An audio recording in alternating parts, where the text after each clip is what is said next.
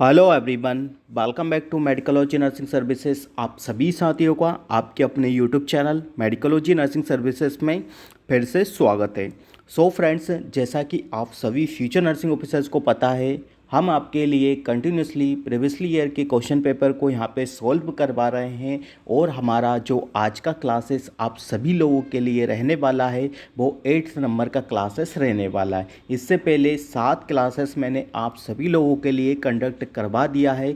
यदि आपने अभी तक सातों क्लासेस नहीं देखा है तो यूट्यूब पे जाइएगा और आपको CHO की प्ले लिस्ट में सातों ही क्लासेस देखने को मिल जाएगा, या इस वीडियो के डिस्क्रिप्शन के लिंक में भी चले जाइएगा तो आपको सातों क्लासेस CHO के रिगार्डिंग देखने को मिल जाएगा। आज का क्लासेस उसी के कंटिन्यूशन में रहना है। हम आपको बताते हैं कि कैसे आपको MCQ को सॉल्व करना है, किस टाइप से आपसे MCQ पूछे जाते हैं और क्या क्या लैंग्वेज होती है, क्या एक्सप्लेनेशन होता है, 4 ऑप्शन सही है या एक ऑप्शन गलत है तो क्यों गलत है। ठीक है, तो इन सारी चीज़ों को हम डिटेल में डिस्कशन करते हैं। तो चलिए बढ़ते हैं हमारी क्लास की ओर बिना किसी टाइम डिले के। इससे पहले आप सभी लोगों के लिए इन्फॉर्मेशन है, यदि अभी तक आपने CHO के एग्ज़ाम के क्वेश्चन पेपर को रिव्यू नहीं किया है और आप एग्ज़ाम को अपेयर करने जा रहे हो तो आप ऐसी गलती नहीं करिएगा। जिस किसी को भी क्वेश्चन पेपर चाहिए वो मेडिकोलॉजी नर्सिंग सर्विसेज से कॉन्टैक्ट कर सकता है, हम उनको क्वेश्चन पेपर दे देंगे। ठीक है, तो बढ़ते हैं हमारी क्लास की ओर। तो पिछली जो क्लास थी मैंने उसमें आपको कुछ बेहतरीन चीज़ें बताई थी। ठीक है, आज का हमारा 70 नंबर से क्वेश्चन से हम यहाँ पे स्टार्ट करेंगे। ठीक है, तो क्या है क्वेश्चन पढ़ते हैं। In human body only movable bone of skull is. ठीक है, तो यहाँ पे पूछा गया है कि in the human body movable bone of skull is. ठीक है, तो यहाँ पे पूछा गया है कि ह्यूमन बॉडी में जो मूवमेंट करती है वो बोन का नाम क्या है। ठीक है, तो उसका नाम मैक्सिला है क्या, या इथेमोइड बोन है, या स्पेनोइड बोन है, या मैंडिबल बोन है। ठीक है, तो what is the answer according to you. तो आप सभी लोगों को पता है कि जो हमारी ह्यूमन बॉडी में जो बोन्स होती है, ठीक है, अब सबसे पहले बात करते हैं कि हमारी ह्यूमन बॉडी में बोन्स कितनी पाई जाती है। तो आई थिंक सभी लोगों को पता है कि जो ह्यूमन बॉडी में जो बोन्स पाई जाती है वो कितनी होती है, 2 to 6 होती है। ठीक है, कितनी होती है, 206 होती है। ठीक है, 206 होती है, पर ये अलग अलग पार्ट्स में आपको डिवाइडेड देखने को मिलती है। ठीक है, अलग अलग पार्ट्स में क्या है कि डिवाइडेड आपको देखने को मिलेगी। ठीक है, सबसे पहले बात करेंगे हम एक्सियल स्केलेटल का। ठीक है, अलग अलग पार्ट होते हैं, एक एक्सियल स्केलेटल होता है और एक अपेंडिकुलर स्केलेटल होता है। ठीक है, एक्सियल स्केलेटल में कितनी होती है स्टूडेंट्स, तो आपको 80 देखने को मिलती है। कभी कभार जो क्वेश्चंस होते हैं वो इस प्रकार से भी पूछ लिए जाते हैं। ठीक है, और एक अपेंडिकुलर स्केलेटल होता है। ठीक है, अपेंडिकुलर स्केलेटल में कितना देखने को मिलेगा, 126। ठीक है, इसमें आपको दो चीज़ें देखने को मिलती है, लोअर एक्सट्रीमिटीज़ देखने को मिलेगा और एक अपर एक्सट्रीमिटीज़ देखने को मिलेगा। ठीक है, लोअर एक्सट्रीमिटीज़ देखने को मिलेगा और एक अपर एक्सट्रीमिटीज़ देखने को मिलेगा। ठीक है, तो ये तो होगा हमारे एक्सट्रीमिटीज़ का। अब हम बात करेंगे स्कल का। ठीक है, तो स्कल में सबसे पहले मैं बताऊँ आपको कि जो स्कल है, ठीक है, पूरा जो स्कल है, स्कल में आपको कितना बोन्स देखने को मिलता है स्टूडेंट्स, तो स्कल में आपको मिलता है स्टूडेंट्स 22 बोन्स देखने को मिलता है। ठीक है, 8 क्रेनियम बोन होती है। ठीक है, याद रखना है। और जो 14 होती है वो आपकी क्या होती है, स्कल बोन, फेस की जो बोन होती है। ठीक है, उसी के काउंट में किया जाता है। ठीक है, 8 क्रेनियम बोन होती है। ठीक है, कितनी होती है, 8 क्रेनियम बोन होती है। और जो देखने को मिलेगी वो कितनी देखने को मिलेगी आपको, जो फेस में होगी वो 14 देखने को मिलेगी। यहीं से जो क्वेश्चन हमारा बना है वो यहीं से जाता है, जो फेस से हमारा जो क्वेश्चन बना है। मैंडिबल इसका राइट आंसर तो आपको देखने को मिल गया होगा, बट अकॉर्डिंग टू जो दिस क्वेश्चन आगे आपको और भी इस प्रकार के क्वेश्चन देखने को मिल सकते हैं, तो उसी का डिटेल में मैं डिस्कशन करने वाला हूँ। ठीक है, तो यहाँ पे हो गई 14 बोन। ठीक है, हमारी कितना 8 आपकी क्रेनियम होती है और 14 आपके फेस में देखने को मिलती है। ठीक है, तो 8 क्रेनियम में कौन कौन सी होती है आपकी, सबसे पहले बताएं तो आपको पैराइटल बोन होती है। ठीक है, और पैराइटल बोन होती है। ठीक है, पैराइटल बोन कितनी होती है स्टूडेंट्स, 2 होती है। ठीक है, टेम्पोरल बोन कितनी होती है आपको, 2 होती है। ठीक है, टेम्पोरल ऑक्सीपिटल बोन कितनी होती है आपकी, जो ऑक्सीपिटल बोन है आपकी कितनी देखने को मिलेगी, 1 देखने को मिलेगी। स्पिनोइड बोन है, ठीक है, जो इसमें देखे रखा है स्पिनोइड बोन। ठीक है, जो स्पिनोइड बोन होती है वो हमारे किस में, क्रेनियम में पाई जाती है, वो 1 होती है। ठीक है, और इथेमोइड जो बोन है, इसमें इथेमोइड का भी ऑप्शन देखे रखा है, जो इथेमोइड बोन है वो भी हमारी 1 होती है। इस प्रकार से करके कितना हो जाएगा आपका पूरा टोटल बोन यहाँ पे देखने को मिलेगा, तो 8 टोटल बोन यहाँ पे देखने को मिल जाएगा। ठीक है, कितना मिल जाएगा स्टूडेंट्स, तो 8 टोटल बोन आपको देखने को मिल जाएगा जो कि क्रेनियम में होते हैं। ठीक है, कितना हो गया देखें, कभी कभी क्वेश्चन ना आपके क्रेनियल बोन से भी पूछा जाता है। सबसे पहले बात करें फ्रंटल बोन। फ्रंटल बोन कितनी होती है? एक होती है, ठीक है। पैराइटल बोन कितनी होगी स्टूडेंट्स? दो होगी, ठीक है। टेम्पोरल बोन कितनी होगी आपकी? तो ऑब्वियसली बात है कि टेम्पोरल बोन भी दो होगी, ठीक है। फिर बात करेंगे सिंगल बोन का। ऑक्सीपिटल बोन जो होती है वो आपकी कितनी देखने को मिली? एक देखने को मिली। इथेमोइड बोन आपकी एक होती है, स्फेनोइड बोन आपकी एक होती है। इसे यदि आप टोटल करोगे तो आपकी 8 क्रेनियम बोन हो जाती है, ठीक है। 8 क्रेनियम बोन कितनी हो जाएगी? दो हो जाएगी, ठीक है। ठीक है, मैं बता देता हूँ आपको कि 8 क्रेनियम बोन कितनी हो जाएगी आपकी? दो हो जाएगी, ठीक है। दो कैसे हो जाएगी? यहाँ पे आप देखोगे तो यहाँ पे आपको ऑक्सीपिटल देखने को मिल जाएगा। साइड में देखोगे तो क्या देखने को मिल जाएगा आपका? साइड में देखोगे तो आपको देखने को मिल जाता है, आप सभी लोगों को पता होना चाहिए कि साइड में आपको टेम्पोरल बोन देखने को मिलता है, ठीक है। यदि साइड में देखोगे तो ये टेम्पोरल बोन देखने को मिलेगा आपको, ठीक है। ये टेम्पोरल बोन देखने को मिलेगा। यहाँ से आप देखोगे तो यहाँ पे फ्रंटल बोन देखने को मिलेगा और यहाँ से आपको पैराइटल बोन देखने को मिलेगा, ठीक है।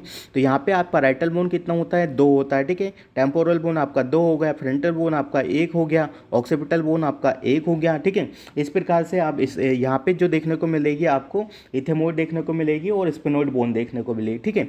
आपकी इथेमोइड बोन यहाँ पे देखने को मिलती है और स्फेनोइड बोन यहाँ पे देखने को मिलेगी, ठीक है। तो इस प्रकार से करके आपकी जो पूरी फेस में जो 8 क्रेनियम बोन थी वो मैंने यहाँ पे आपको बता दी, ठीक है। अब बात करेंगे हमारे किसके? स्कल का, ठीक है। स्कल में कितनी पाई जाती है? जो फेस में है हमारे फेस में आपको कितनी बोन देखने को मिलेगी? फेस में आपको 14 बोन देखने को मिलती है। स्टूडेंट्स कितना फेस में कितना देखने को मिलेगा आपका?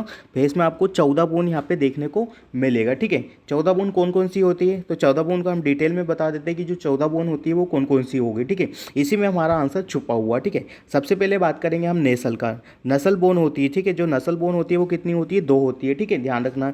जो बोमर बोन होती है वो कितनी होती है आपकी? एक होगी। इन्फीरियर नस्ल बोन होगी जो कितनी होगी? इन्फीरियर नस्ल बोन आपकी दो होगी, ठीक है। लेक्राइमल बोन दो होगी। जाइगोमेटिक बोन आपकी कितनी होगी? चीक बोन होगी जो दो होगी। पैलेटाइन बोन दो होगी, ठीक है। मैक्सिला दो होगी और मैंडिबल आपकी एक होती है, ठीक है। इस प्रकार से करके आपकी 14 बोन आपकी फेस में पाई जाती है और जो आपके क्रेनियम में 8 बोन पाई जाती है। तो टोटल जो हमारे स्कल में कभी कभी क्वेश्चन बनता है कि how much bone present in the skull, ठीक है। तो आपको बताना है, यदि पूरे स्कल का पूछा है तो 22 बताना है और ओनली फेस का पूछा है तो आपको 14 बताना है और क्रेनियम का पूछा है तो आपको 8 बताना है, ठीक है। तो इस प्रकार से आप याद रखोगे तो आपके आने वाले सीएचओ के एग्जाम के लिए काफ़ी बेनिफिट साबित हो सकता है, ठीक है।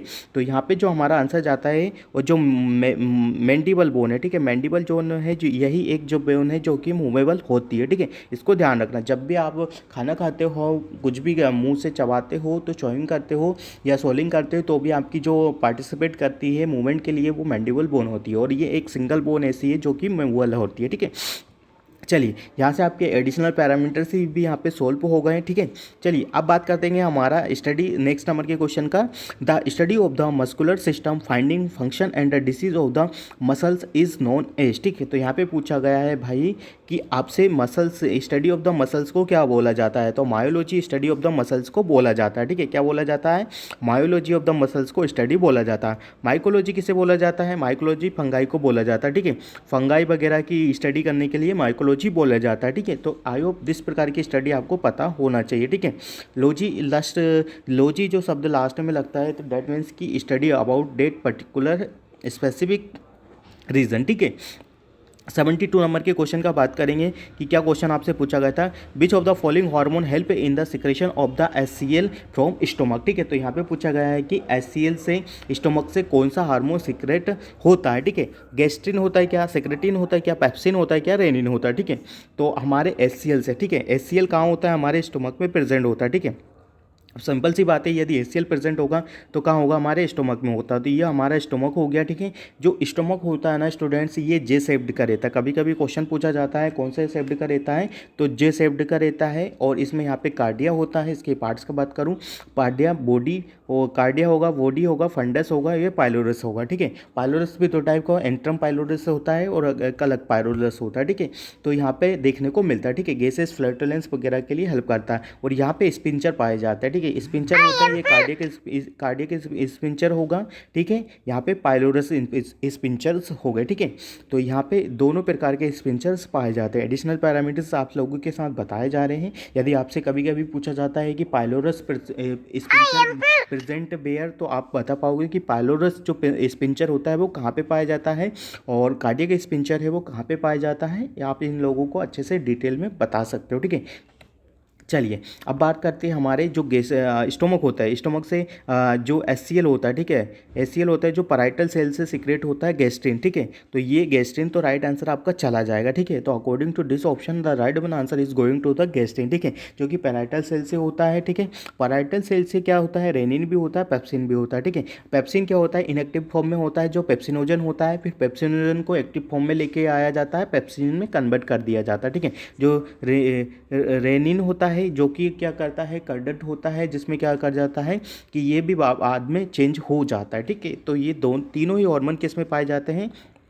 आपके स्टोमक में पाए जाते हैं। ठीक है, बट जो एच सी एल यहाँ पे एच सी एल सेल से जो हाइड्रोक्लोरिक से जो सेल से रिलीज होता है वो कौन सा है, गैस्ट्रिक होता है। ठीक है, तो इन चीज़ों को आपको ध्यान में रखना है। ठीक है, तो आई होप आपको समझ में आ गया कि इसके पीछे का कॉन्सेप्ट क्या है। जो एच सी एल सेल होती है, ठीक है, एच सी एल सेल से कौन सा हार्मोन रिलीज होता है, गैस्ट्रिन होता है। ठीक है, जो पैराइटल सेल होती है वो हमारी जिनसे होता है हमारा पेप्सिनोजन और रेनिन, ये हमारे सीक्रेट होते हैं ना। ठीक है, तो अब बात करेंगे हमारा जो एक ऑप्शन बच गया। ठीक है, इसका मैंने बता दिया आपको, रेनिन बता दिया, पेप्सिनोजन बता दिया। ठीक है, अब बात करेंगे हम सिक्रेटिन का। ठीक है, सिक्रेटिन होता है जो आपके बाइल वगैरह का प्रोडक्शन करता है और ये डूडेनम से होता है। ठीक है, ध्यान में रखना है, डूडेनम से सिक्रेशन करता है। ठीक है, डूडेनम से क्या करता है, सिक्रेट होता है। ये वाटर बैलेंस और बॉडी में होम्योस्टेटिस को मेंटेन करने में काफ़ी रोल अदा करता है। ठीक है, इसका जो वर्क होता है वो क्या होता है, water balance in the human body. ठीक है, वाटर बैलेंस कभी कभी क्वेश्चन पूछा जाता है तो वाटर बैलेंस के लिए करता है। और कहाँ से सिक्रेट होता है, पर डूडेनम सेल से। ठीक है, डूडेनम में कौन सी सेल से, एज सेल से। ठीक है, याद रखना है, डूडेनम में भी पर्टिकुलर पूछा जाता है तो आपको पर्टिकुलर याद रखना है, एज सेल जो होती है उससे सीक्रेट होता है। ठीक है, किससे सीक्रेट होता है, एज सेल से यहाँ पे ये सीक्रेट होता है। ठीक है, तो आपको इसका चीज़ों को ध्यान में रखना है। ठीक है, एज सेल से सीक्रेट होगा। ठीक है, वाटर बैलेंस को करने में हेल्प करेगा। ठीक है, तो आई होप आपको यहाँ से चीज़ें समझ में आ गई होगी। ठीक है, चलिए नेक्स्ट क्वेश्चन पे चलते हैं, मूव ऑन करते हैं। आज मैं ये वाला पोर्शन पूरा कंप्लीट करवा दूंगा, फिर कल से हम न्यू पेपर को स्टडी करेंगे। ठीक है, बात करेंगे हम the national institute of the nutrition is located at. ठीक है, तो यहाँ पे क्या पूछा गया है स्टूडेंट्स आप सभी लोगों से कि where is the national institute of the nutritional is located. ठीक है, तो सभी को पता है कि जो हैदराबाद में हमारा NIN का इसको कभी कभी फुल फॉर्म पूछे जाता है, NIN का लोकेटेड कहाँ होता है, तो आपको इसका फुल फॉर्म याद रखना है और आपको हैदराबाद बताना है। ठीक है, दिल्ली में नहीं होता, दिल्ली में आप सभी लोगों को पता है WHO का हेडक्वार्टर आपको दिल्ली में देखने को मिलता है, INC का हेडक्वार्टर आपको दिल्ली में देखने को मिलता है। ठीक है, बहुत सारी ऐसी चीज़ों का जो हेडक्वार्टर है वो आपको दिल्ली में ही देखने को मिलेगा। ठीक है, पुणे में किसी प्रकार का नहीं होता है और ना ही दिल्ली में तो सारी चीज़ों का हेडक्वार्टर आपको देखने को मिल जाता है। ठीक है, ट्रेन TNI का भी देखने को मिलता है, ट्रेन एसोसिएशन, नर्सिंग एसोसिएशन का देखने को मिलेगा। ठीक है, इन सारे चीज़ों को WHO आपको पता है कि 1948 में आया था, वर्ल्ड हेल्थ ऑर्गेनाइजेशन होता INC 1947-1949 में इस्टेब्लिश हो गया था। ठीक है, इस प्रकार से आपको डाटा को कैलकुलेट करके और कैलकुलेटेड चीज़ों को याद रखना है। ठीक है, तो यहाँ पे आपको पता चल गया कि कहाँ पे किसका होता है। ठीक है, WHO का जो हेडक्वार्टर है, ठीक है, यदि आपको आउट ऑफ इंडिया पूछे तो आपको जिनेवा बताना है। ठीक है, जिनेवा बताना है, स्विट्जरलैंड। ठीक है, जिनेवा स्विट्जरलैंड में बताना है। ठीक है, बट यदि इंडिया में पूछेगा तो आपको इंडिया में हेडक्वार्टर दिल्ली ही बताना है। ठीक है, आपको क्वेश्चन को बहुत अच्छे से समझना है, कभी कभी क्वेश्चन घुमा दिया जाता है। ठीक है, घुमा किस प्रकार दिया जाएगा कि पूछ लिया जाएगा कि where is the headquarter of the in India. ठीक है, तो आपको क्या बताना, दिल्ली में ही बताना है। ठीक है, क्योंकि आपका जो हेडक्वार्टर है वो दिल्ली में ही प्रेजेंट है। ठीक है, और यदि वर्ल्ड वाइडली पूछे तो आपको वर्ल्ड वाइडली इसका WHO का जेनेवा बताना है। ठीक है, 1948 में यहाँ पे इसका एस्टैब्लिशमेंट हुआ था। ठीक है, तो चलिए यहाँ पे आपकी चीज़ें क्लियर हो गई होगी। We go further next question. ठीक है, तो आई होप ये वाला क्वेश्चन आप सभी लोगों का ठीक हो गया होगा। नेक्स्ट का क्वेश्चन है 74 नंबर का, जो आपसे पूछा गया था 2022 के एग्जाम के क्वेश्चन पेपर में।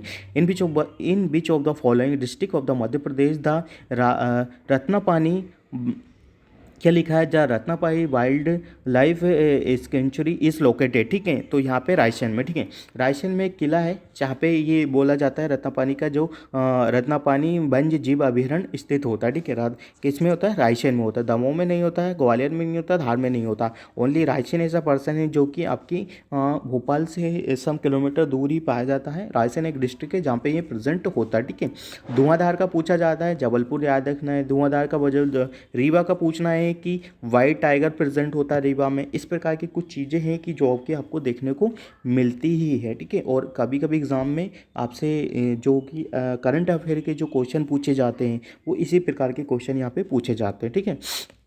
चलिए 75 नंबर के क्वेश्चन का बात कर लेते हैं। Which of the following date is observe as a world hepatitis day, ठीक है। जैसा मैंने आपको मेरे क्वेश्चन पेपर में पहले ही भी बताया है, और जो मैंने पहले बताए हैं क्वेश्चन जो क्लासेस लिए उसमें मैंने इसका जिक्र किया, और यही वाला क्वेश्चन आपसे पूछ लिया गया है, ठीक है। तो जुलाई 28, ठीक है, एवरी ईयर हम जो हेपेटाइटिस डे को यहाँ पे क्या करते हैं, सेलिब्रेट करते हैं, ठीक है। तो आई होप आपको ये चीज़ें याद रहेगी और आप इसको कभी नहीं भूलोगे, ठीक है। तो यहाँ से आपकी चीज़ें क्लियर हो जाएगी, ठीक है। बात करेंगे 76 नंबर के क्वेश्चन का कि जो आपसे क्या पूछा गया था, ठीक है। Who is the current labour and the employment minister of India, ठीक है। तो श्री भूपेंद्र यादव जी अभी करंटली क्या है, आपके labour and the employment ministry health रहने वाले हैं, ठीक है। तो ये अभी जो आपका CHO का जो एग्ज़ाम होगा, यहाँ पे आपको करंट अफेयर हो सकता है या कुछ जनरल नॉलेज आपसे GK के रिगार्डिंग आपसे कुछ जो चीज़ें पूछी जाती है वो इस प्रकार से आपकी चीज़ें पूछ लिया जाएगा, ठीक है। तो आपको इन सारी चीज़ों को आपको याद रखना है, ठीक है। और एक और इम्पोर्टेंट, आपको INC के प्रेसिडेंट का याद रखना है, ठीक है। TNI के प्रेसिडेंट का याद रखना है, ठीक है। डॉक्टर टी रोज जॉर्ज गोर, ठीक है। INC के आपको हर इच का याद रखना है, ठीक है। प्रेसिडेंट हो गया, सेक्रेटरी हो गया, जॉइंट सेक्रेटरी हो गया, ठीक है, ट्रेजरार का, इन चारों का आपको INC के चीज़ों को याद में रखना है, ठीक है। क्या क्या होता है, क्या क्या नहीं होता, कौन रिसेंटली प्रेसिडेंट है, कौन नहीं है, TNI का कौन है, कौन नहीं है, इन सब चीज़ों को आपको याद रखना है, ठीक है। INC के प्रेसिडेंट जो कि आपको पता होना चाहिए कि कौन है कौन नहीं है ना। एक INC होता है, ठीक है, INC होता है एक INC इंटरनेशनल, और एक क्या क्या होता है, दोनों चीज़ों को आपको ध्यान में रखना है, ठीक है। इनके जो भी मेंबर्स होते हैं इन सभी को आपको ध्यान में रखना है, ठीक है। और यदि आपको पूछा जाता है जो कि आपको इस प्रकार के क्वेश्चन आते हैं और सीधे ही CHO के एग्ज़ाम में पूछ लिए जाते हैं, ठीक है। एक INC हो गया, एक ICN होता है, इंटरनेशनल काउंसलिंग नर्सेज, ठीक है। इसकी यदि आपसे प्रेसिडेंट पूछा जाता है तो आपको क्या बताना है, प्रमिला किप्रियानो, ठीक है। क्या है, प्रमिला किप्रियानो, ठीक है। तो जो रिसेंटली अभी एडिट हुई है, ठीक है। तो बात करेंगे हम नेक्स्ट नंबर के, विच of the following is a correctly मेज, ठीक है। तो यहाँ पे पूछा गया है कि करेक्टली मेज क्या रहने वाला है, ठीक है। तो जो राइट आंसर जाएगा आपका C, ठीक है। राइट आंसर कौन सा जाएगा, जो ऑप्शन बता रहा है A, ठीक है ना। तो यहाँ पे राइट आंसर क्या जाएगा, जो कि आपका खजुराहो है वो मध्य प्रदेश में ही प्रेजेंट है, ठीक है। डेफिनेटली खजुराहो आपका किस में होता है, मध्य प्रदेश में होता है। चोला टेम्पल आपको कहाँ देखने को मिलेगा, तो आई थिंक चोला टेम्पल आपको हम्पी का देखने को मिलेगा। तो जो चोला टेम्पल है हम्पी आपको देखने को मिलेगा, ठीक है। इस प्रकार के जो क्वेश्चन आते हैं ना वो बहुत इंटरेस्टिंग होता है, ठीक है। 4th नंबर का हो गया आपका C में क्या था, B आएगा, ठीक है। C में फतेहपुर सिक्किम का देखिए तमिलनाडु में देखने को मिलेगा आपको स्टूडेंट्स, और जो देखने को मिलेगा 1 में क्या आएगा, C, ठीक है। तो इस प्रकार से हम्पी टेम्पल कर्नाटक में देखने को मिलेगा। ये इस प्रकार के जो क्वेश्चंस आते हैं वो आपको आने वाले एग्जाम में देखने को मिलेगा। और D पर में आएगा आपका 2nd नंबर पे आएगा आपका किस में देखने को मिलेगा, जो 2nd नंबर पे आपका उसका राइट आंसर क्या देखने को मिलेगा, B देखने को मिलेगा, ठीक है। तो आई होप यहाँ से आपकी चीज़ें क्लियर हो गई होगी। चलिए 78 नंबर के क्वेश्चन का बात कर लेते हैं। At each state in the process of the communication there is the possibility of the interference which may hinder and the process such as the interference is known as, ठीक है। तो यहाँ पे पूछा गया है कि at the stage of the process of the communication, ठीक है, there is a possibility of interference which may hinder the process, ठीक है, के लिए सच इंटरफेरेंस इज नोन, उस प्रकार के इंटरफेरेंस को क्या बोला जाता है। मतलब सिंपल सी चीज़ें यहाँ पे पूछी गई है, जब आप एक कम्युनिकेशन करते हो और आपके बीच में कोई बैरियर आता है तो उसको क्या बोला जाता है, मतलब रुकावट होती है, इसी का बोला था, ठीक है। बाधा उत्पन्न होती है, ठीक है, तो इसको हम बैरियर बोलते हैं, ठीक है। आप सभी लोगों को पता आई थिंक कम्युनिकेशन के क्या क्या होते हैं, सेंडर होता है, चैनल होता है, मैसेजर होता है, रिसीवर होता है, डिकोडिंग होता है, ठीक, एनकोडिंग होता है, देन फीडबैक होता है, ठीक है। इस प्रकार की चीज़ें पूछी जाती है। सेंडर कौन होता है, रिसीवर, सेंडर होता है कि जो कि मैसेज को सेंड करता है, रिसीवर कहता है कि जो कि आप मैसेज को रिसीव करता है, ठीक है। बैरियर क्या है कि जो भी कम्युनिकेशन हो रहा है इनके बीच में क्या होता है कि बैरियर उत्पन्न होता है, ठीक है। चैनल क्या होता है कि किसके माध्यम से हम पहुँचा रहे हैं, मैसेज किसके माध्यम से पहुँचा रहे हैं, ठीक है। इस प्रकार की चीज़ें पूछी जाती है, ठीक है। तो आने वाले एग्जाम में कभी कभी आपसे कम्युनिकेशन के रिगार्डिंग तो चीज़ें पूछी ही जाने वाली है, जैसा यहाँ पे आपको देके भी रखा है। नेक्स्ट क्वेश्चन है, वेरी इंपॉर्टेंट क्वेश्चन है, which one of the following is a correct the process of the communication. यहाँ पे पूछा गया है, जैसा मैंने अभी हाल ही में बताया आपको कि करेक्ट प्रोसेस क्या है आपकी कम्युनिकेशन का, ठीक है। तो जो करेक्ट प्रोसेस है हमारे कम्युनिकेशन का, सबसे मेन इंपॉर्टेंट चीज़ है कि सबसे पहले आपके पास क्या होना चाहिए स्टूडेंट, सेंडर होना चाहिए कि कौन इंसान आपको मैसेज को सेंड कर रहा है। फिर क्या होगा, जैसे ही सेंडर होगा फिर जो मैसेज होगा वो एनकोडिंग होगा, ठीक है, एनकोडिंग होगा, ठीक है। सेंडर क्या करेगा, अपने मैसेज को एनकोडिंग करेगा, देन क्या करेगा, जो मैसेज होगा, फिर मैसेज होगा, फिर एनकोडिंग होने के बाद मैसेज क्या होगा आपका, डिकोडिंग होगा, ठीक है। डिकोडिंग जैसे ही मैसेज हो जाएगा, डिकोडिंग होकर मैसेज किसके पास चला जाता है, आपके रिसीवर के पास। देन रिसीवर क्या करेगा, आपको फीडबैक दे देगा कि what is the correct message from the sender, जो मैसेज आया है वो करेक्ट है या नहीं है। ये जो कम्युनिकेशन का जो साइकिल है इसको आपको करेक्ट सिक्वेंस में याद रखना है। इसके रिगार्डिंग क्वेश्चन डेफिनेटली ही आपके CHO एग्जाम में देखने को मिल जाएंगे, ठीक। तो सबसे पहले जो क्वेश्चन है आपको एक बार और अच्छे से पढ़ना है। सबसे पहले क्या होगा, सेंडर होगा, ठीक है।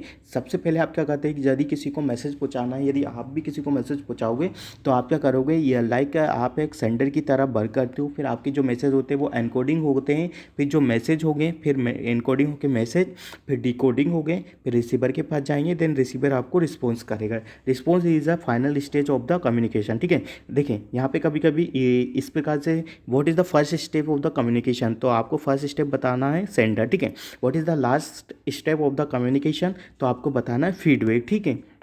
और व्हाट इज़ द इवैल्यूएशन, यदि आपको आपकी कम्युनिकेशन स्किल को आपको इम्प्रूव करना है, ठीक है, कम्युनिकेशन स्किल को इम्प्रूव करना है, तो what is the main important component of the communication, तो you should give the right answer. The feedback is the last one और द बेस्ट थिंग है कि जो आपको फीडबैक मिलेगा उससे क्या कर सकते हो, आप कम्युनिकेशन स्किल को इम्प्रूव कर सकते हो, ठीक है।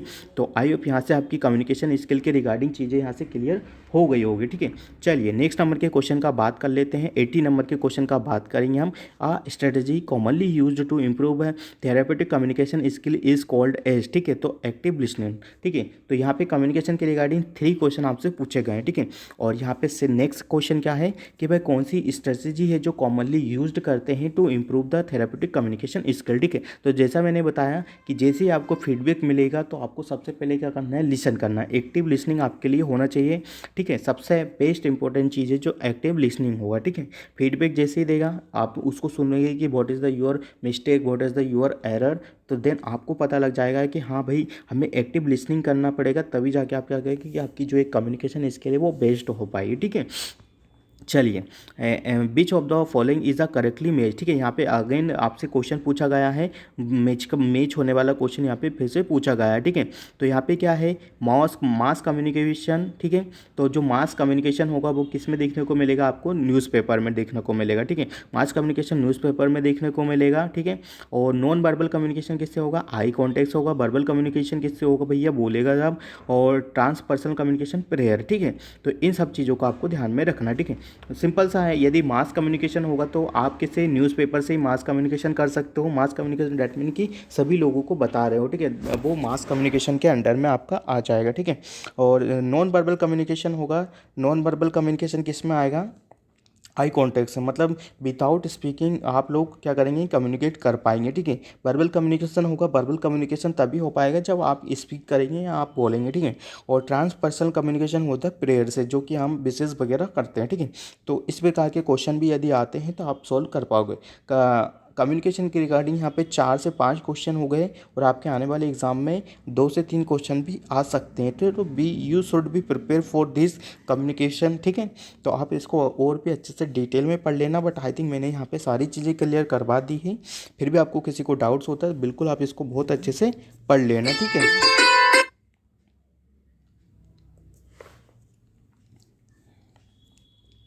चलिए नेक्स्ट नंबर के क्वेश्चन का बात कर लेते हैं। Which of the following is the element of the communication, ठीक है। ये भी अगेन नेक्स्ट इंपॉर्टेंट क्वेश्चन आप सभी लोगों को देखने को मिल गया है। विच of the following is a note the element of the communication process, ठीक है। तो यहाँ पे पूछा गया है कि भाई कौन सा एलिमेंट है जो कि कम्युनिकेशन प्रोसेस का नहीं है, ठीक है। फीडबैक, रीइंफोर्समेंट, मीडियम, इंट्रक्शन, ठीक है। तो भाई जब तक हमको फीडबैक नहीं मिलेगा तो हम लोग नहीं बता सकते कि जो हमारा कम्युनिकेशन स्किल है वो बेस्ट है या नहीं है, ठीक है। रीइंफोर्समेंट यहाँ पे रीइंफोर्समेंट का कोई भी ऐसा एलिमेंट नहीं है कि जो कम्युनिकेशन स्किल में यहाँ पे यूज़ में लेके आया जाता है। मीडियम, हाँ मीडियम हम यूज़ में लेके आते हैं कि किस प्रकार से हम मैसेज को कन्वे करके पहुँचाते हैं। इंटरेक्शन, यदि आपकी कम्युनिकेशन में इंटरेक्शन ही नहीं होगा तो आपका कम्युनिकेशन स्किल सक्सेसफुल नहीं होगा और नॉट इम्प्रूवमेंट होगा और नो इफेक्टिव होगा, ठीक है। तो इसीलिए यहाँ पे ये तीनों चीज़ें आपकी कम्युनिकेशन स्किल में आती है, बट जो रीइंफोर्समेंट है वो आपको कम्युनिकेशन स्किल पे नहीं आता है, वो आपके वर्किंग वगैरह की कैपेसिटी, वर्किंग वगैरह की स्किल को देख के आपको रीइंफोर्समेंट दिया जाता है, ठीक है। तो वो उसमें आता है, ठीक है। चलिए 83 नंबर के क्वेश्चन का बात कर लेते हैं। The dose of the folic and the given under the weekly iron and the folic acid supplementation programme for the adolescent is, ठीक है। तो यहाँ पे पूछा गया है कि doses of the folic acid given under the weekly iron and the folic acid supplement programme for the adolescent age, ठीक है। तो सभी को पता है 500 यूजी हम इसको देते हैं, ठीक है। आयरन फॉलिक एसिड किसको देते हैं, 500 देते हैं। और ये किसको दिया जाता है, एडोलेसेंट गर्ल्स को दिया जाता है, ठीक है। किसकी कमी को पूरा करने के लिए, फॉलिक एसिड की कमी को पूरा करने के लिए और आयरन आयरन आयरन की कमी को पूरा करने के लिए, ठीक है। इनको सभी को दिया जाता है, ठीक है। इसलिए दिया जाता है क्योंकि मोस्टली कॉमन कुछ ऐसे डिस्ट्रिक्ट्स होते हैं जहाँ पे वीकली आयरन और जो इलिटरेट डिस्ट्रिक्ट होते हैं जहाँ पे इन सभी लोगों की कमी होती है, किसी किसी पर्टिकुलर एरिया में किसी किसी एडोलेसेंट एज को फॉलिक एसिड और आयरन की कमी होती है, to prevent from the anaemia, ठीक है। To prevent from the anaemia बोल सकते हो, ठीक है। ये सारे क्या करते हैं, आपकी एनीमिक कंडीशन को प्रिवेंट करते हैं, ठीक है। तो चलिए नेक्स्ट नंबर के क्वेश्चन का बात कर लेते हैं। 84 नंबर के क्वेश्चन का बात करेंगे हैं। The adolescent reproductive health service include all of the following service except, ठीक है। तो यहाँ पे पूछा गया है कि the adolescent reproductive health service include all of the following except, ठीक है। तो प्रोविजनल ऑफ द कॉन्ट्रासेप्टिव्स बिल्कुल होता है, diagnosis and the management of the STDs, genetic screening, comprehensive and the safe abortion service, ठीक है। तो यहाँ पे सारे ही क्या है कि आपके adolescent reproductive health service include है, बट किसी एक को छोड़ के, ठीक है। तो यहाँ पे जेनेटिक स्क्रीनिंग नहीं आती है, बाकी आपके प्रोविज़न ऑफ द कॉन्ट्रासेप्टिव आपके बारे में बताया जाता है, diagnosis and the management of the STDs जो कि आपकी सेक्सुअल ट्रांसमिटेड डिजीज़ है उसके बारे में भी बताया जाता है, comprehensive and the safe abortion service के बारे में भी बताया जाता है। बट यहाँ पे जेनेटिक स्क्रीनिंग के बारे में किसी भी प्रकार का कोई भी डिस्कशन या किसी भी प्रकार का कोई भी फंक्शन आपको नहीं बताया जाता है, ठीक है। तो आपका राइट वन आंसर जाता है जेनेटिक स्क्रीनिंग, ठीक है। प्रोविजनल कॉन्ट्रासेप्टिव हो गया, डायग्नोसिस एंड मैनेजमेंट, अर्ली हम डायग्नोस कर पाएंगे तो हम फर्दर उसको सीवियरिटी को प्रिवेंट कर पाएंगे, ठीक है। इन सारी चीज़ों का। और comprehensive and the safe abortion service, ठीक है। यहाँ पे क्या है कि अबॉर्शन के बारे में हम डिटेल में बता पाएंगे कि क्या क्या चीज़ें होती है, कितने वीक्स में होती है और आपको क्या क्या होता है, क्या क्या फाइंडिंग होगी, ठीक है। तो ये सारी चीज़ों के बारे में हम पेशेंट को क्या करेंगे, अवेयर करवाएंगे, ठीक है, ठीक है। तो चलिए अब बात करेंगे 85 नंबर के क्वेश्चन का। आई होप आपको 84 नंबर के क्वेश्चन भी समझ में आ गया होगा। बात करेंगे हम Which of the following national health program providing preventive and the curative mechanism through the 666 strategy, ठीक है भाई साहब। ये वाला क्वेश्चन बहुत ही अच्छा है और 36 स्ट्रेटजी किसके अंडर में आती है, ठीक है। 36 स्ट्रेटजी किसके अंडर में आती है, तो सबसे पहले बात कर लेते हैं हम इसका आंसर, ठीक है। तो जो इसका आंसर होगा आपका देखने को मिल जाएगा एनीमिया मुक्त भारत, ठीक है। जो इसका AMB का फुल फॉर्म है, ठीक है। AMB का फुल फॉर्म क्या है आपका, जो AMB का फुल फॉर्म क्या क्या देखने को मिलेगा, एनीमिया, आपको याद रखना है एनीमिया मुक्त भारत है, जो कि कब तक लॉन्च हुआ था, जो एनीमिया मुक्त भारत अभियान है वो आपके 2018 में यहाँ पे चालू किया गया है, ठीक है। 2018 में चालू किया गया है और इस प्रोग्राम में क्या है कि हर ईयर, ठीक है, हर ईयर तक क्या करना है, हर ईयर तक आपको 3% ऑफ द इम्प्रूवमेंट लेके आना है, ठीक है। 3% ऑफ द इम्प्रूवमेंट लेके आना है आपकी एनीमिक कंडीशन में, ठीक है। एनीमिक कंडीशन में लेके आना है, इसीलिए एनीमिक प्रोग्राम चलाया जा रहा है, आयरन फोलिक एसिड वाले सप्लीमेंट वाले प्रोग्राम चलाए जा रहे हैं। तो इसके लिए इसमें 6 स्ट्रेटजी यहाँ पे कंक्लूड की गई है, ठीक है। आयरन हो गया, आयरन डेफिशिएंसी हो गया है, और भी ड्राइविंग वगैरह है, वो सारी ऐसी। और ये मेन फोकस किस पे किया गया है, जो इस प्रोग्राम का जो मेन फोकस होगा वो आपको एडोलेसेंट एज, लैक्टेटिंग वुमेन, ठीक है, प्रेग्नेंट वुमेन, इन सारी चीज़ों पे किया गया है। न्यूट्रिशन प्रोवाइड करवाना है, जो कि एक एडोलेसेंट एज वाली जो फीमेल्स होती हैं उनके सभी के लिए, ठीक है। उन सभी को यहाँ पे क्या करना है, लैक्टेटिंग मदर हो गई है, नर्सिंग मदर हो गई है, ठीक है, जो प्रेग्नेंट वुमेन है जो कि 16 से लेके तो 44 साल की वुमेन्स, उन सभी लोगों को यहाँ पे कंसिडर किया जाता है, ठीक है। तो आई होप यहाँ से आपकी चीज़ें क्लियर हो गई होगी। जे क्या है यहाँ पे, JSSK, ठीक है, JSSK क्या है, जननी शिशु सुरक्षा कार्यक्रम, ठीक है, जननी शिशु सुरक्षा कार्यक्रम, जो कि आपको 2011 में यहाँ पे कंडक्ट किया गया था गवर्नमेंट ऑफ इंडिया की तरफ से, ठीक है। जननी शिशु सुरक्षा कार्यक्रम कब किया गया था, 2011 में। इसमें खासकर क्या है कि भाई इसमें सबसे जननी शिशु सुरक्षा कार्यक्रम, सभी नाम से ही समझ में आ जाता है कि जननी शिशु सुरक्षा कार्यक्रम, जिसमें शिशु की सुरक्षा का ज़्यादा से ज़्यादा कार्यक्रम आपको बताया जाएगा, जिसमें आपको प्रेग्नेंट वुमेन हो जाएगा और जिसमें और इन्फेंट, प्रेग्नेंट वुमेन आपकी और जो इन्फेंट है उनके दोनों की हेल्थ के बारे में अवेयर करवाया जाएगा। किसी भी प्रकार का कोई मोर्टेलिटी जो डिसीज़ कंडीशन होती है उनसे प्रिवेंट करने के लिए, और उनका जो कि न्यूट्रिशन वगैरह है, जो ANC है, उनको अच्छे से ट्रीट करने के लिए जननी शिशु कार्यक्रम बताया गया है यहाँ पे, और जो चलाया जाता है गवर्नमेंट ऑफ इंडिया की तरफ से, ठीक है। कम से कम डेथ हो, कम से कम डेथ बच्चों का हो, कम से कम डेथ मदर्स का हो, इन सभी के लिए ये प्रोग्राम यहाँ पे चलाया जा रहा है, ठीक है। तो आई होप ये वाला प्रोग्राम आप सभी लोगों के लिए समझ में आ गया होगा, ठीक है। नेक्स्ट प्रोग्राम क्या है, यहाँ पे जो प्रोग्राम है इसके रिगार्डिंग 10 नंबर के क्वेश्चन पूछे जाते हैं और इसी प्रकार से क्वेश्चन पूछे जाते हैं, जो कि मैं आपको बता रहा हूँ, ठीक है। इस प्रकार से ही क्वेश्चन आपको पूछे जाएंगे। नेक्स्ट क्वेश्चन क्या है, NAP, ठीक है, जो NACP, ठीक है, NACP क्या होता है, जो आपको NACP देखने को मिलेगा आपको, NACP सभी को पता है, ये प्रोग्राम किसी से छुपा नहीं है, नेशनल एड्स कंट्रोल प्रोग्राम, ठीक है। जो नेशनल एड्स कंट्रोल प्रोग्राम है 1992 में लॉन्च हुआ था, ठीक है। और सिंपल सी बात है, इसका जो फंक्शन है वो क्या है, कंट्रोल टू एड्स, ठीक है, to control to HIV AIDS to transmission to other person, ठीक है। तो यहाँ पे ये चीज़ें की गई है, ठीक है।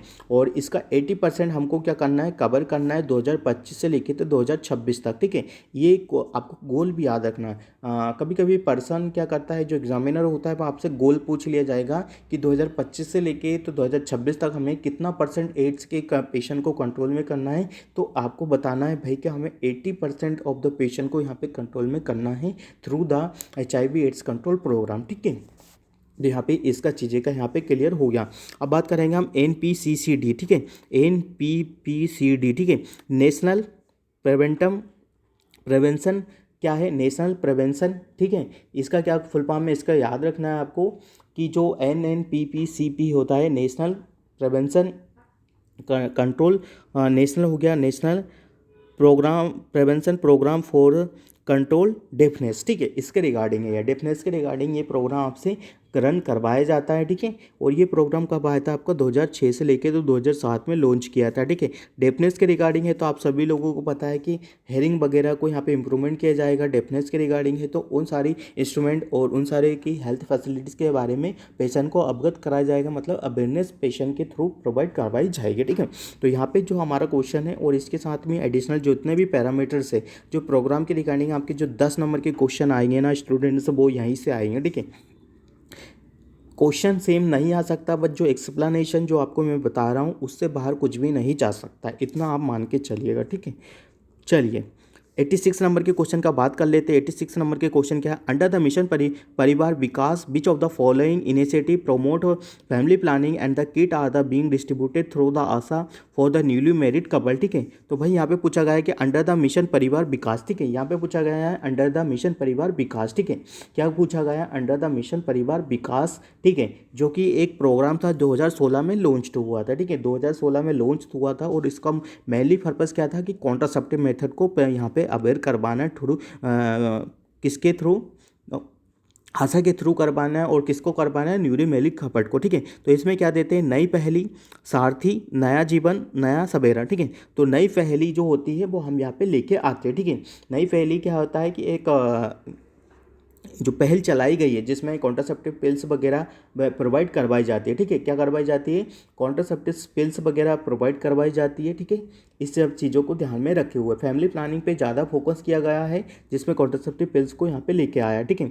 और यहाँ पे क्यों ये प्रोग्राम को चलाया जाता है, TFR को क्या करने के लिए, मेंटेन करने के लिए, टोटल फर्टिलिटी रेशियो को मेंटेन करने के लिए लेके आया गया है, ठीक है। और यदि बात करें कि 2:2 आपका टोटल फर्टिलिटी रेट है आपके इंडिया में 2017 के अकॉर्डिंग, ठीक है। 2017 के अकॉर्डिंग इतना आपका रेशियो अभी देखने को मिलता है, ठीक है। टोटल फर्टिलिटी रेशियो को ही मेंटेन करने के लिए ही यहाँ पे लेके आया गया हुआ है, ठीक है। और किस किस जगह चलाया जाता है, 146, ठीक है। याद में रखना नहीं, पहली कभी कभी जो क्वेश्चन बनते हैं ना वो आपसे बहुत डिटेल में पूछे जाते हैं। 160 हायर फर्टिलिटी जो डिस्ट्रिक्ट है वहाँ पे इन प्रोग्राम को रन किया जाता है, ठीक है। पूरे इंडिया में नहीं, जहाँ पे आपको असेसमेंट होगा वहाँ पे जाके जितने भी आपके रूट वर्कर के जो हेल्थ केयर वर्कर है जो रिपोर्ट्स प्रेजेंट करेंगे उसमें 46 ऐसी कंट्रीज है जहाँ पे ये प्रोग्राम को रन किया जाता है, ठीक है। तो आई होप यहाँ से आपकी चीज़ें क्लियर हो गई होगी। तो identify the logo, next question क्या है 87 नंबर का, आइडेंटिफाई द लोगो। ये लोगो किस प्रकार का, जैसे मैंने बताया था कि इमेज बेस्ड क्वेश्चन भी आपसे कभी कभी पूछ लिया जाता है, तो आपको उसके लिए भी प्रिपेयर होना है, ठीक है। तो ये जो क्वेश्चन है ये वो जो लोगो है ये भाई आपका integrated child development scheme ICDS के रिगार्डिंग ये क्वेश्चन है और इसी का लोगो पूछा गया है। ये जो आपका ICDS प्रोग्राम है वो आपका देखने को मिला है 2 अक्टूबर 1975, ठीक है। इन इंडिया में ही लॉन्च हुआ है 2 अक्टूबर 1975 को। और जो मेन फोकस है इस प्रोग्राम का क्या है, इस प्रोग्राम का मेन फोकस क्या है भाई, कि nutritional and the health status को मेंटेन करके रखना है, किस किस को, एडोलेसेंट फीमेल को, ठीक है, लैक्टेटिंग मदर को और प्रेग्नेंट लेडीज़ को, और जो भी मेनोफिजल वुमेन्स है, ठीक है, जो कि 15 से लेके तो 45 ईयर की एज में आती है, उन सभी लोगों को क्या है कि यहाँ पे न्यूट्रिशनल प्रोग्राम प्रोवाइड करवाना है। और जो ये प्रोग्राम है ये किसके थ्रू चलता है, ministry of the women and the child development, ठीक है। Ministry of the women of the child development scheme के थ्रू ये प्रोग्राम रन करता है, पूरे इंडिया में रन करता है। और इसका हार्ट ऑफ द प्रोग्राम कौन है, तो इसके लिए आंगनवाड़ी जो कार्य करता है वो हार्ट ऑफ द ICDS है, ठीक है। याद रखना है, कभी कभी ICDS का हार्ट पूछा जाता है तो you give the right answer, heart of the ICDS is the anganwadi कार्यकर्ता, ठीक है। तो इन सब चीज़ों को ध्यान में रखना है, ठीक है। ये जो आंगनवाड़ी कार्यकर्ता है वो आपको देखने को मिलेगी, ठीक है। चलिए नेक्स्ट नंबर के क्वेश्चन का बात कर लेते हैं कि जो नेक्स्ट नंबर का क्वेश्चन है वो क्या रहने वाला है, ठीक है। हो गया आंगनबाड़ी कार्यकर्ता हो गया।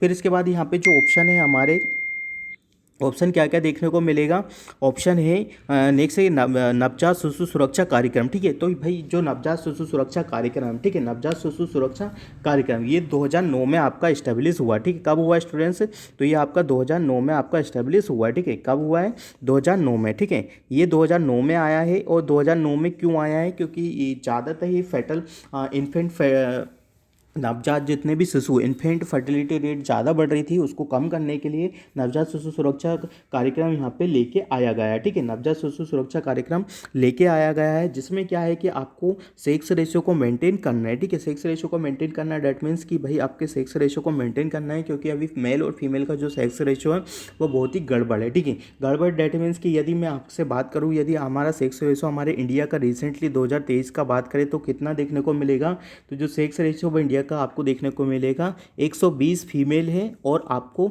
1000 मेल है, ठीक है। तो ये हमारे इंडिया का करंट सेक्स रेशियो है, 120 फीमेल है और मेल कितने हो गए भैया आपके 1000, ठीक है। तो ये सेक्स रेशियो हमारे इंडिया का है।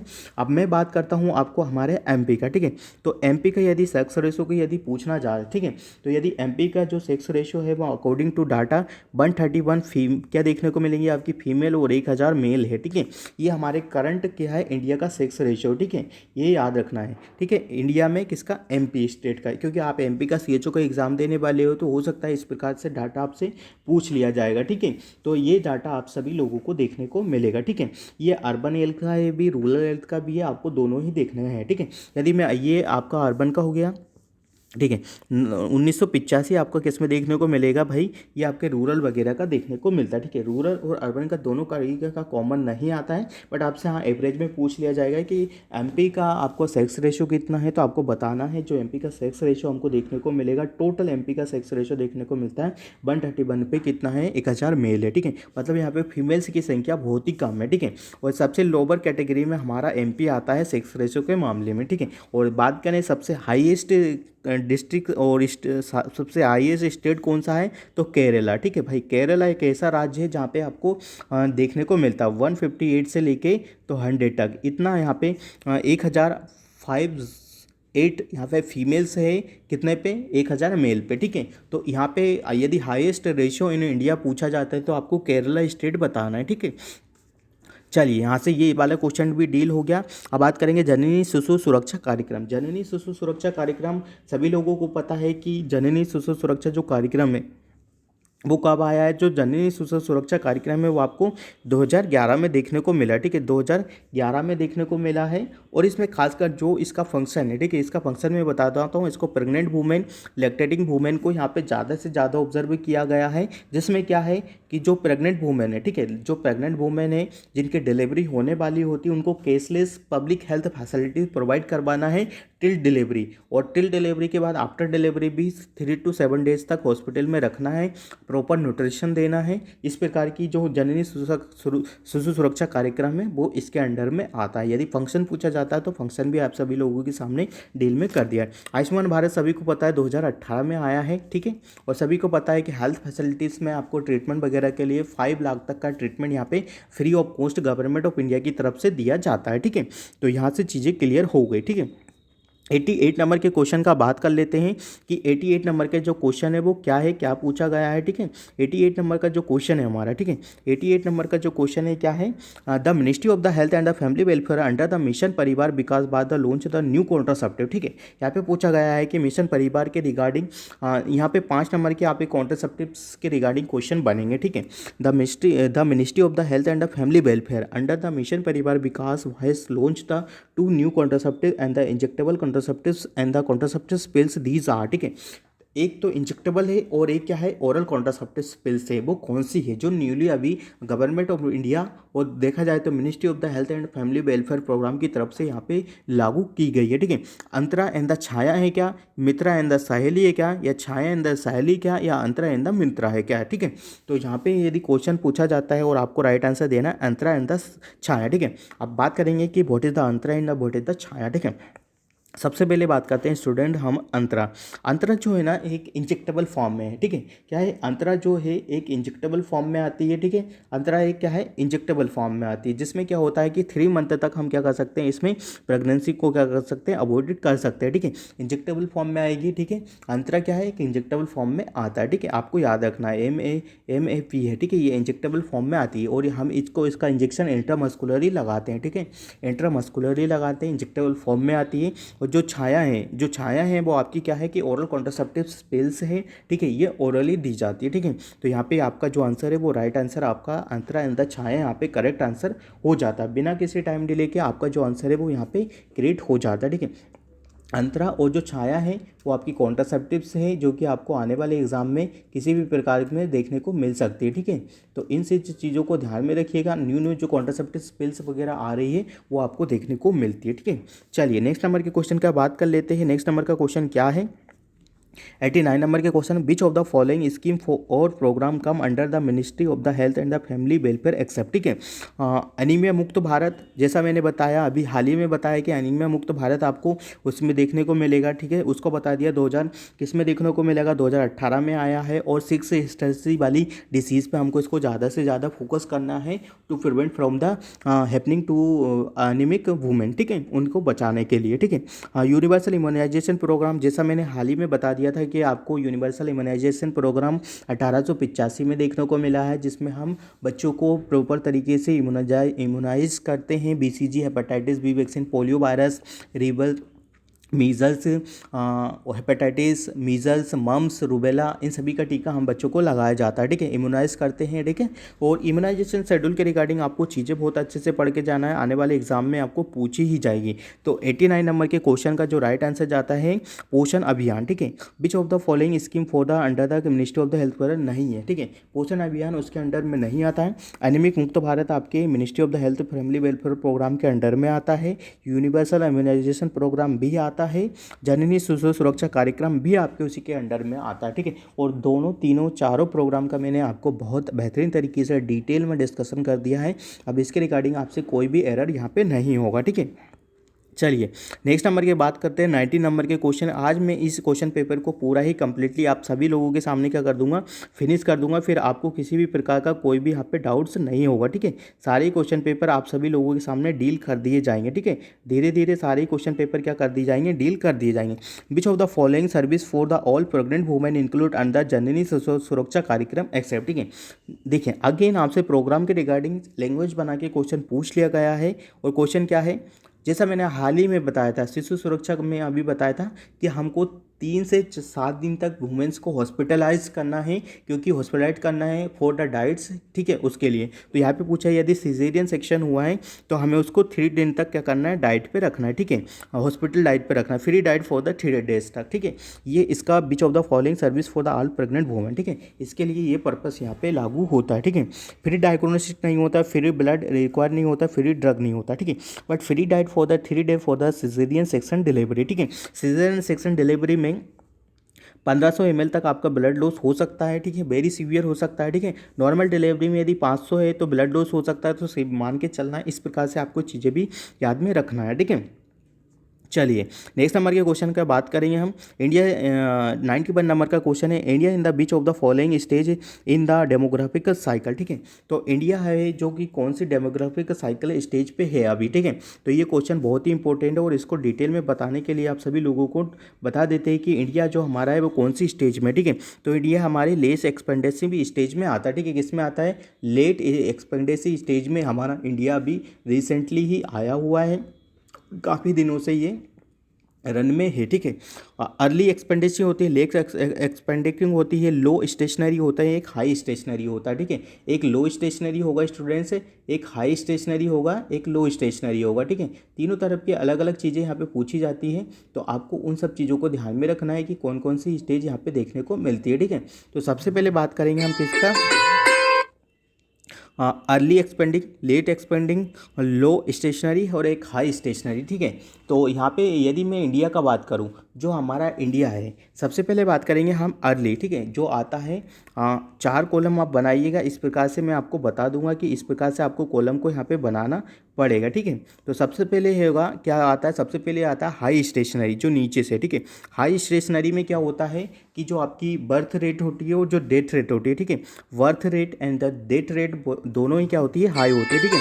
Birth rate and death rate क्या होती है, दोनों ही आपकी हाई देखने को मिलती है, ठीक है। Birth rate and death rate क्या होती है, आपकी दोनों ही हाई मिलती है। और ये इंडिया की कितने 1920 की स्टेज है, जिसमें क्या था, इंडिया हाई स्टेशनरी स्टेज पे था, जिसमें आपकी बर्थ रेट भी हाई थी और डेथ रेट भी आपकी कोई हाई थी, ठीक है। फिर इसके बाद आता है आपका अर्ली एक्सपेंडिशन, ठीक है। अर्ली एक्सपेंडिंग में क्या था कि आपकी अनचेंज थी, ठीक है। अनचेंज की क्या थी कि आपकी बर्थ रेट भी इंक्रीज थी, बट यहाँ पे क्या था कि आपकी जो डेथ रेट थी वो यहाँ पे डिक्लाइन हो गई थी, मतलब जो डेथ रेट थी वो यहाँ पे कम हो गई थी, ठीक है। अब थर्ड वन कहता है लेट एक्सपेंडिंग, ठीक है। लेट एक्सपेंडिंग में क्या होता है कि आपकी जो बर्थ रेट है वो भी फॉल हो गई थी, और फर्दर क्या है, आपकी बर्थ रेट भी डिक्रीज है और आपकी जो डेथ रेट है वो भी डिक्रीज हो गई थी, ठीक है। और जो लेट एक्सपेंडिचर है ये करंटली अभी हमारे इंडिया का है, ठीक है। इंडिया का करंटली यदि पूछा जाता है तो लेट एक्सपेंडिचर है, जिसमें आपकी डेथ रेट भी कम है, बर्थ रेट भी कम है, ठीक है। फिर इसके बाद आता है नेक्स्ट नंबर का लो स्टेशनरी, जिसमें लो स्टेशनरी में क्या है कि ये ज़्यादा ही है, ज़्यादा ही है मतलब सीवियर से डिक्रीज़ है, बर्थ रेट भी डिक्रीज़ है और आपकी डेथ रेट भी डिक्रीज़ है। ये कंट्री किसमें, ऑस्ट्रेलिया वगैरह, जो यूएसए वगैरह यूके कंट्री होती है उसमें आती है। डिक्लाइन में क्या है, एक और फर्दर है, जो फर्दर लोअर है और अनचेंज है, मतलब लोअर से भी सीवियर, वेरी लोअर सीवियर हो गई हैं, ठीक है। तो इस प्रकार की जो भी स्टेशनरी आती है आपको याद रखना। इसके रिगार्डिंग क्वेश्चन बनता है कि इंडिया 1920 में कौन सी स्टेज में था, और इंडिया जो है हमारा कौन सी स्टेज में अभी करंटली है। तो जो इंडिया हमारा करंटली स्टेज में है, लेट एक्सपेंडिंग स्टेज में अभी प्रेजेंटली हमारा जो इंडिया है वो यहाँ पे है। इंडिया के साथ साथ सिंगापुर, चाइना भी है, इन चीज़ों को आपको ध्यान में रखना है, ठीक है। चलिए 92 नंबर के क्वेश्चन का बात कर लेते हैं। While conducting health survey demographic indicator help in all of the following except, ठीक है। तो पॉपुलेशन स्टैटिक्स यहाँ पे राइट आंसर देखने को मिलेगा, ठीक है। डिसाइडिंग प्रॉपर्टीज नहीं होता है, setting near and the far term goal नहीं होता, identifying area that need the programme intervention. Right one answer is going to population statistics, ठीक है।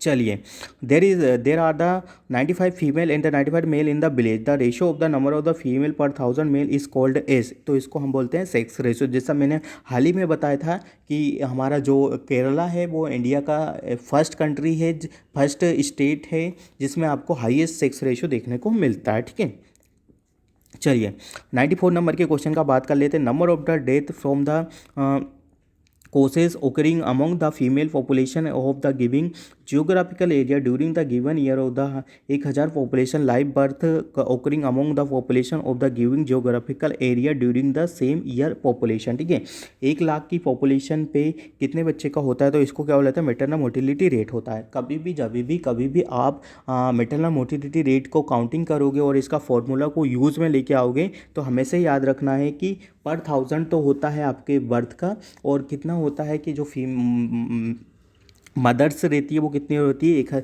1 लाख की पॉपुलेशन पे कवर अप होती है। ठीक है, इन चीज़ों का ध्यान में रखना है। ठीक है, मेटरनल मोटिलिटी रेट को इसमें निकाला जाता है। ठीक है, फीमेल मोटिलिटी रेट नहीं होता है, प्रीनेटल मोटिलिटी रेट नहीं होता है, इन चीज़ों में आपको ध्यान में रखना है। ठीक है, 95 नंबर के क्वेश्चन का बात करेंगे।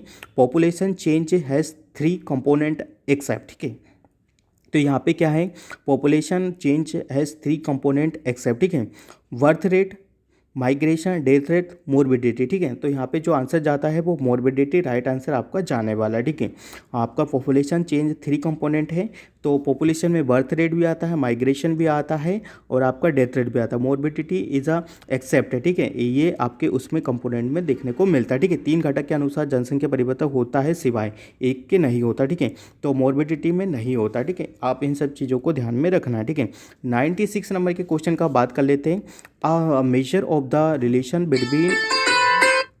between the number of the doctor in the particular area and the population in the specific location, meaning the number of the doctor for the particular number of the people is expressed। ठीक है, तो इसके लिए क्या रहने वाला, ratio रहने वाला। ठीक है, a measure of the relation between the number of doctor in the particular area and the population of the specific location. ठीक है, तो नंबर ऑफ द डॉक्टर, ठीक है, number of the doctor number of the people पे कितना ratio रहता है, तो इसके लिए रेट रेशियो रहता है, जो कि हमेशा ही क्या रहता है, क्या न्यूमेरिकल चीज़ों में रेशियो देखने को मिलता है। ठीक है, रेट रेशियो प्रोपोर्शन ग्रोथ। ठीक है, ये इसको थोड़ा मैं डिटेल में आपको अपकमिंग क्लास में ज़रूर बताऊँगा। ठीक है, 97 नंबर के क्वेश्चन का बात कर लेते हैं। A disease regularly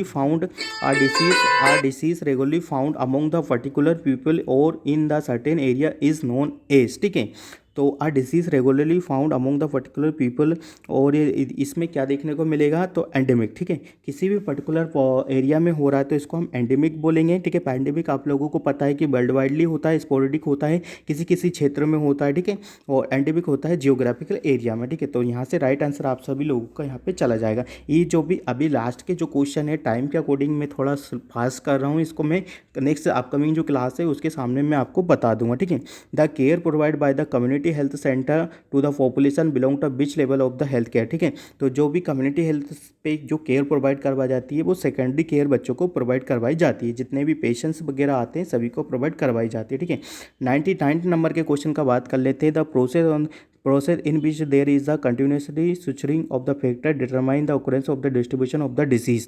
तो इसके लिए सर्वेलेंस बोला जाता है। ठीक है, तो यहाँ पे जो 95 नंबर से क्वेश्चन नीचे है मैं उनको कल वापस बताऊंगा। आज का क्लास टाइम रहते ही मैं यहाँ पे आपका स्टॉप करना चाहूँगा।